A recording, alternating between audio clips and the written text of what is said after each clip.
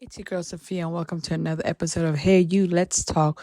We have a special edition tonight, a teens edition, as we look through the eyes of the teens. So come on the journey and let's reflect. Before we get started, I want to give a special shout out to our sponsors, AJ Weldon and Assemble, 20 years of experience in this game of assembling new plant and maintaining it.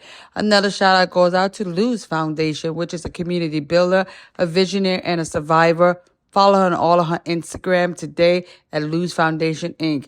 And Sensational Faces. We're going heavy on the Mystic Spray. I'm a heavy user of this spray. So follow her today. Order yours today at Sensational Faces. And let's get into the show. Welcome back. It's your girl Sophia. Listen, today we also have to do a special teens edition. It's called The Reflection. Listen, as mothers, we don't know what our teens are dealing with on a day-to-day life, because we go through a lot. So if we go through a lot, we know they go through.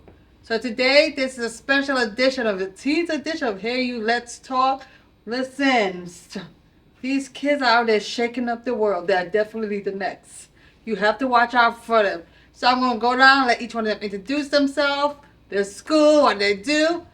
Listen, the only man on the set. What's going on? Tell my audience who you are, what school you represent. I go to American Heritage, and my name is Lucas Torres.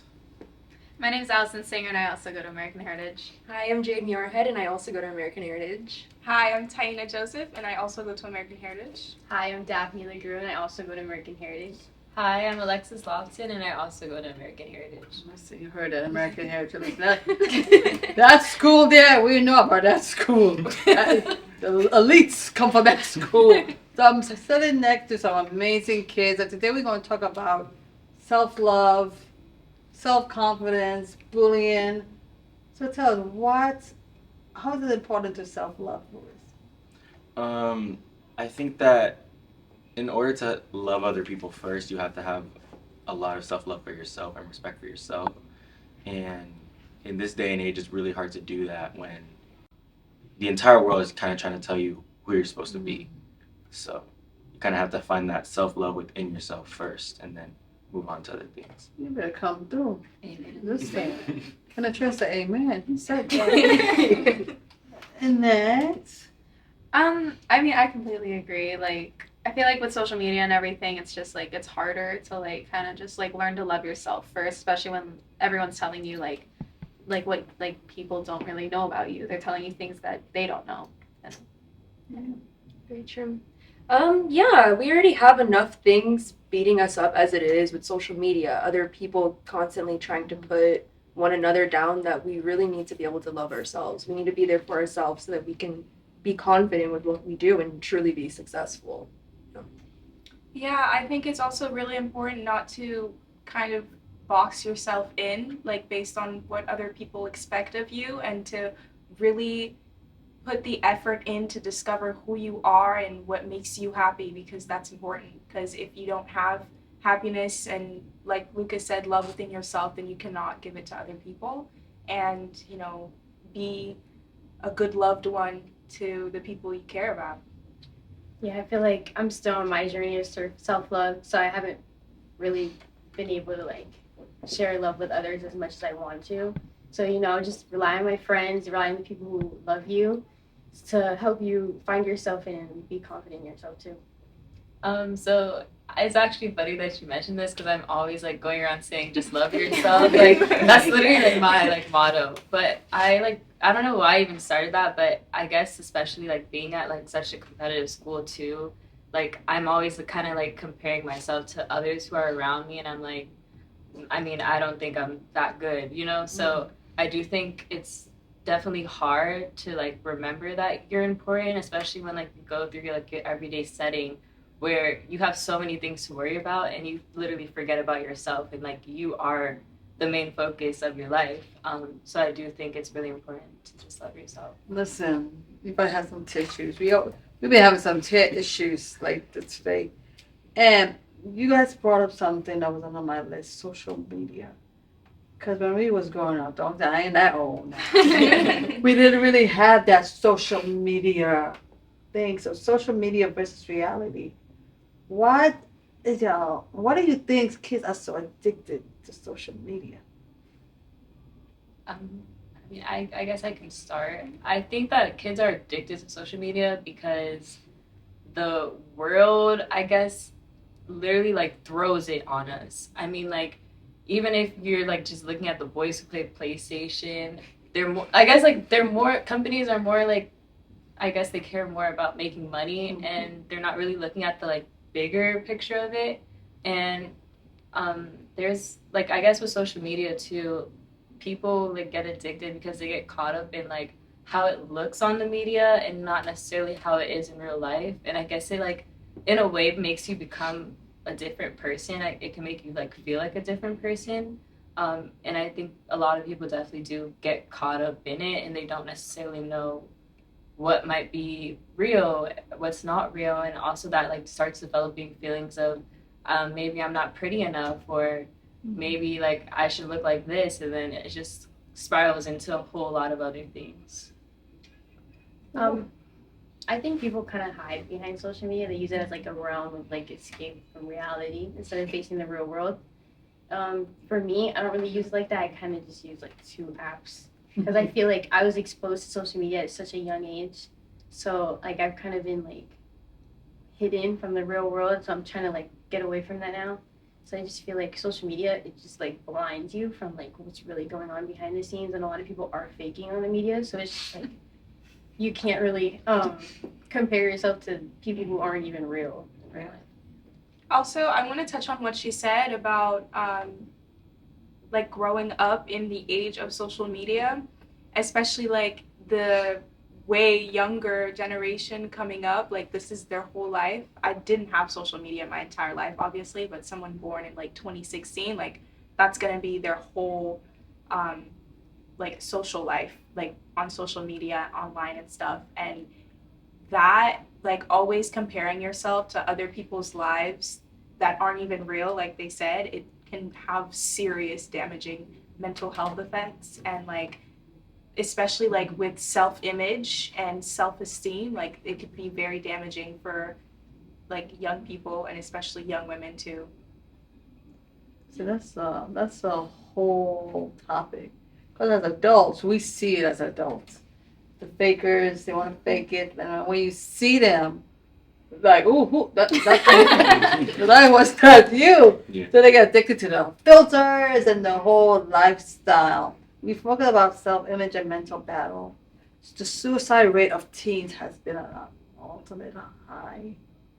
What do you think is causing this, and what as young leaders coming up can do to try to shift the generation?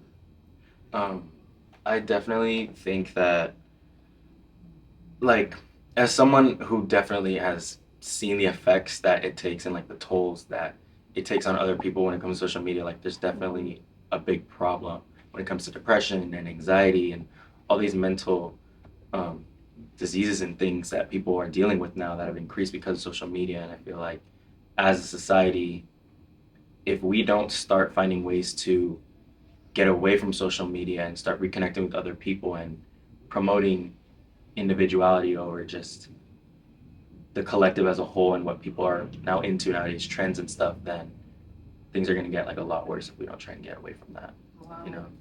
I mean, I do agree, like we definitely as individuals need to love ourselves, but I think the key to like stopping the rate of suicide is just like making sure that your peers or family members are okay, because I feel like, I mean, I know that I definitely don't do that enough, which like it's really bad, but I think making sure that everyone's okay, even if you have to like go above and beyond and be annoying. I mean, like you rather be annoying than have someone that you love like not be here anymore. So I do think that plays a role, and just there's so much like chaos in the world that I think that like people tend to not like, they know that mental health problems are a thing, but they tend to not really make it a priority. So I think just like more shining light on mental wellness and like being a community and like being engaged as like even just like a family member, friends, teachers, I think like that would probably help it a little bit. Also, I think people really underestimate the power of kindness. I can't even express enough how much someone's, small gesture or little words help me open up and feel more comfortable in the spaces I'm in. For example, this amazing group of people with me today, they just allow me to really feel like I'm thriving because they are so I just feel like they're such great friends and they make me laugh and they make me happy. So if you can be that for someone and have a community of people that also do that for other people, then it's just like it's like a ripple effect and it'll help a lot more people. Yeah, the key is really just having a good support system because, as I said before, the world is constantly just beating us down, and just having someone text you, like, hey, are you okay? Or you look good today, like, that can really change someone's spirit that day. Yeah. I think also social media is like been really like normalized, like talking about your feelings now. Like that's what a thing that our generation has been good at is like just like normalizing talking about how you feel. And I think like what causes like such big suicide rates is like the loneliness that people felt and like feeling alone, like no one else related to them. So I feel like now that our society is kind of evolving, everyone's kind of talking about their feelings more, and I think it's normal. So everybody's sharing, everybody knows how each other feels. Wow, this is a mouthful of knowledge as a mother. 'Cause that was my baby girl I was here. I would never think. I went through as a mother aspect of her being bullied, but never knew she was being bullied to the fact that she tried to commit a suicide. And I had to find out through a teacher. So what as would, if you look at the audience, but there might be a lot of parents looking at this.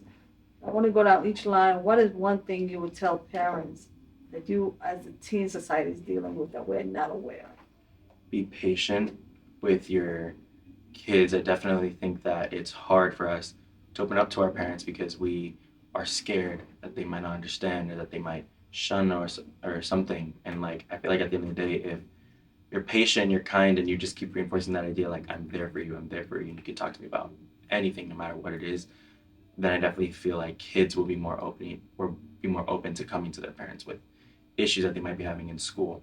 Yeah. So patience and kindness and love is definitely the key. And understanding. I think that like certain times like children will have outbursts because they don't know how to like fully express themselves. So definitely patience. And I think that, understanding your child is like the biggest thing. And I feel like if you're not completely comfortable with your parents, you're not going to want to open up to them. You're not going to feel like they understand you. And I feel like just having times when you can talk to them and opening up is very helpful. I say just be there for them, create an open and understanding environment for them to be comfortable or feel comfortable enough to talk to you. And when we do finally decide to talk to you, don't just diminish what we're saying, like just listen and try to understand because at least we're reaching out to talk about it. Yeah, I would say, like Lucas said, patience is a huge thing, comprehension. I would say pay attention, like be attentive, listen to your child. They might not know how to communicate because they're so young and it's their first time going through like life, and you've been here for more time. So I feel like you should, or parents should, try to empathize and just make sure that their kids feel that they have someone to trust and speak to whenever they need it. I think parents kind of have like this like boundary where they feel like they can't be like have that friendship or connection with their kids, and I feel like that's really important because you can be a parent, but you could also be your child's best friend, and being your child's best friend allows them to like open up to you and talk about any issues that they could possibly think of. And you want your child to go to you for everything, literally anything. So I feel like that like boundary and that separation is like really important. I would say like don't see the world in just one lens. I think like most parents, they kind of only look at things their way, and I think that's why it's so hard to not accept but understand when their child is feeling a different way than like how they perceive them to feel. So I definitely do think that's. So, Ms. Alexis, I know you have a special project. Tell us about the project and how you have handpicked each one of these beauties. Okay, so the project is called Project Health. Since COVID, me personally, I started feeling feelings, not necessarily depression, but similar to those feelings. And I realized that I wasn't the only one who was feeling that way, and there was others, and not only my generation, but people who have kids who are struggling with depression and suicide. So I knew that I always wanted to start this, but I just didn't know how. And then as the years of high school passed, I met each one of these beautiful people. And they're really one of my close friends. They're basically my best friends. But but in the community, what I wanted was to build a sense of community, and I think I kind of already had that here with them. So I think it starts with like the group itself. And I knew that every single one of them had drive, and they each bring something to the table that I think like is important, especially when you want to have meetings that are in a community where you have different types of people with different types of stories. I think it kind of complements that. And ever since then, I've been reaching out to mayors and even schools to have meetings or even host events there, and just emphasize the importance of community and that we're all here for each other, even though we may not know everyone or know who our neighbor is 3 blocks down, but we still are there for them. Definitely. And where can someone contact you guys if we want to bring you in to do an event or speak at an event? So we have an Instagram. It's called It's Project Health. It's spelled ITSPROJECT Health HEALTH. And if you want an email, I guess you can email me. My email is Alexis, ALEXIS, Rochelle, ROCHELLE, Lofton, LOFTON @gmail.com. Listen, hit them up. This is needed in the community. We need to have these young adults come sit on some. Listen, Biden, we coming for you. They're coming to the White House to talk because these are the next generation. These are the things that we need to hear. So we're going to do some acapella because I know we got some singers in the building. And me and Lucas will be the viber. So, you guys ready? Yeah. Lucas, we have to be on beat, okay? Okay. There's a hope that's waiting for you in the dark.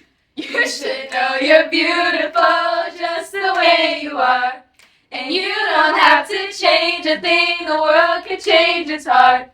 No scars, see you're beautiful. We're stars and we're beautiful. Hey. That was beautiful.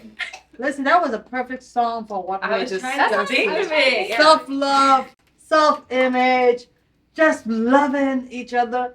So before we go, I want to ask each one of y'all to look into the camera. Just imagine you're looking at the teens out there that's crying out for help, battling with depression, suicide, rejection. Just give them one word that can pull them out because you never know. One word can change someone's life. What's your one word? Oh, I have to. Love is the only word that I can think of at the end of the day. Just, you have to learn there's something about you that is special. There's something about you that is just unique, and you have the skill, you have a talent, you have something. You need to hone that. You need to learn to love it because that's you. That's all of you. So Ambition. I think your goals can drive you, and like it'll definitely take you a lot further than you actually think it can. I say believe because what has gotten me through all this time is like if you believe you can achieve, and if you believe something will get better, it really will get better. If you believe you can do something, you can do that. I would say acceptance.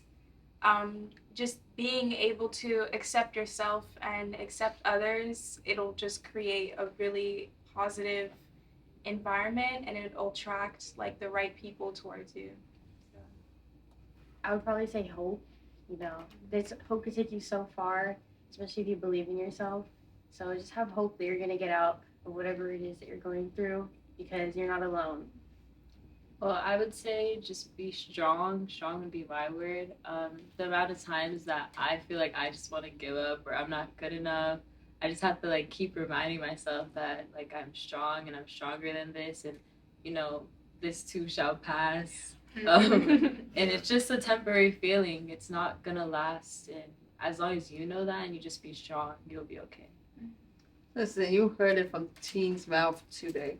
As this topic of the show is called the reflection. For anyone, kids out there that's going through struggles, heartache, pain, look at each one of these kids and know you can be the next.